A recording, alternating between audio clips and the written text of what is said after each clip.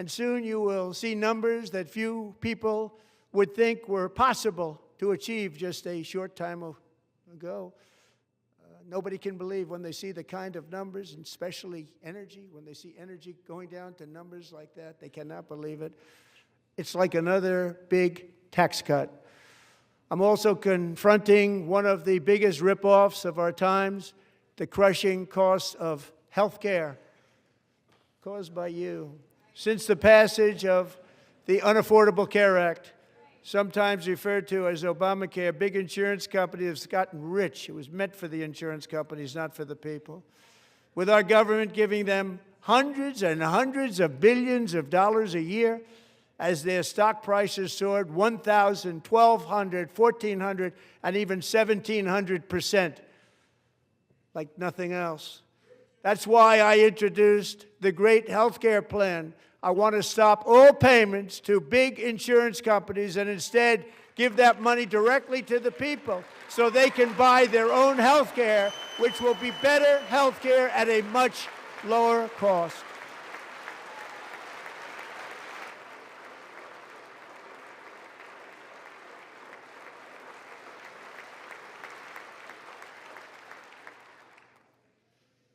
In addition, my plan requires maximum price transparency. That's a big deal. Sounds so simple, so big.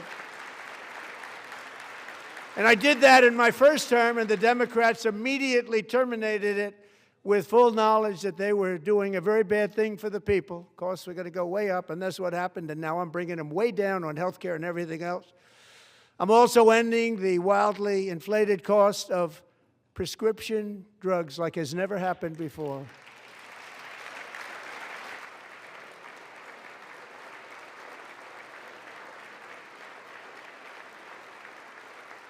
Other presidents tried to do it, but they never could. They tried.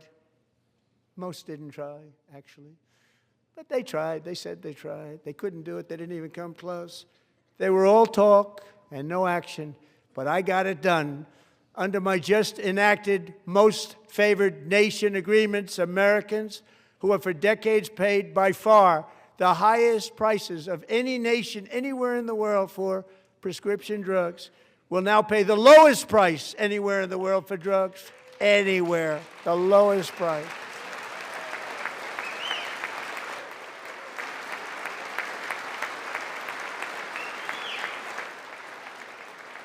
So in my first year of the second term, should be my third term, but strange things happen. I took prescription drugs, a very big part of health care, from the highest price in the entire world to the lowest. That's a big achievement. The result is price differences of 300, 400, 500, 600% and more, all available right now at a new website called TrumpRx.gov. And I didn't name that one either, by the way.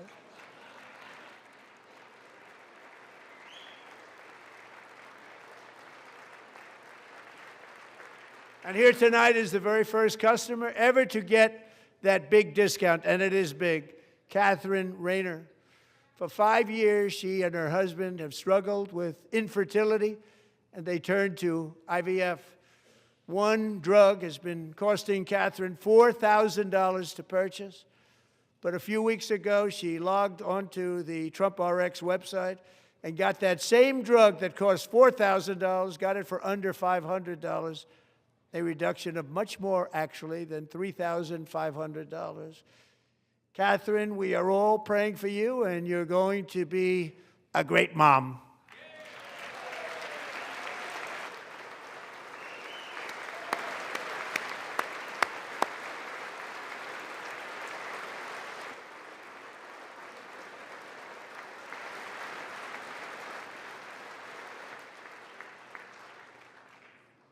So now I'm calling on Congress to codify my most favored nation program into law. Now, the one thing, I'm not sure it matters because it's going to be very hard for somebody that comes along after me to say, let's raise drug prices by 700 or 800%. But John and Mike, if you don't mind, codify it anyway. They may do it. codify it anyway. Thank you. Many Americans are also concerned that energy demand from AI data centers could unfairly drive up their electric utility bills. Tonight, I'm pleased to announce that I have negotiated the new Ratepayer Protection Pledge. You know what that is? We're telling the major tech companies that they have the obligation to provide for their own power needs. They can build their own power plants as part of their factory so that no one's prices will go up. And in many cases, prices of electricity will go down for the community, and very substantially down. This is a unique strategy never used in this country before. We have an old grid. It could never handle the kind of numbers, the amount of electricity that's needed. So I'm telling them they can build their own plant. They're going to produce their own electricity. It will ensure the company's ability to get electricity while at the same time lowering prices of electricity for you, and could be very substantial for all of you cities and towns. You're going to see some good things happen over the next number of years.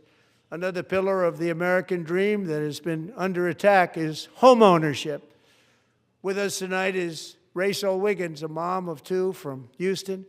She placed bids on 20 homes and lost all of those bids to gigantic investment firms that bypassed inspection, paid all cash, and turned those houses into rentals, stealing away her American dream. She was devastated. Stories like this are why last month I signed executive order to ban large Wall Street investment firms from buying up in the thousands single-family homes.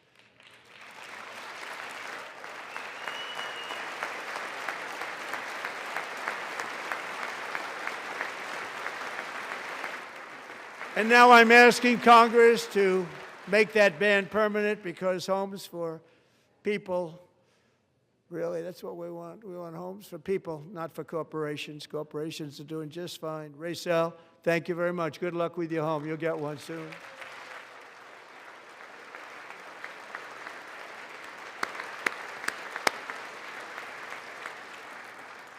We're also working to make it easier for Americans to save for retirement.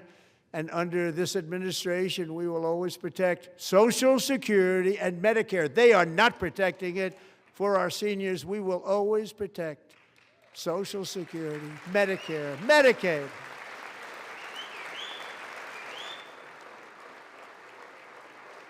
Since I took office, the typical 401k balance is up by at least $30,000. That's a lot of money. We have millions and millions of people, because the stock market has done so well, setting all those records. Your 401ks are way up. Yet half of all of working Americans still do not have access to a retirement plan with matching contributions from an employer. To remedy this gross disparity, I'm announcing that next year my administration will give these often forgotten American workers, great people, the people that built our country, access to the same type of retirement plan offered to every federal worker. We will match your contribution with up to $1,000 each year. As we ensure that all Americans can profit from a rising stock market, let's also ensure that members of Congress cannot corruptly profit from using insider information.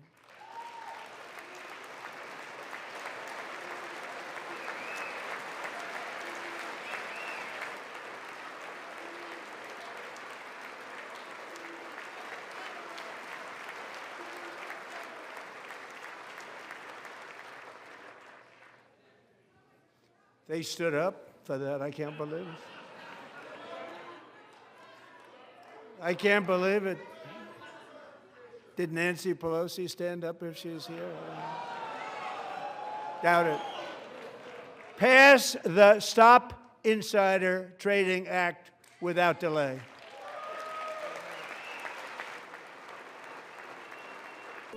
If you like this video, then like, share and subscribe to ET Now.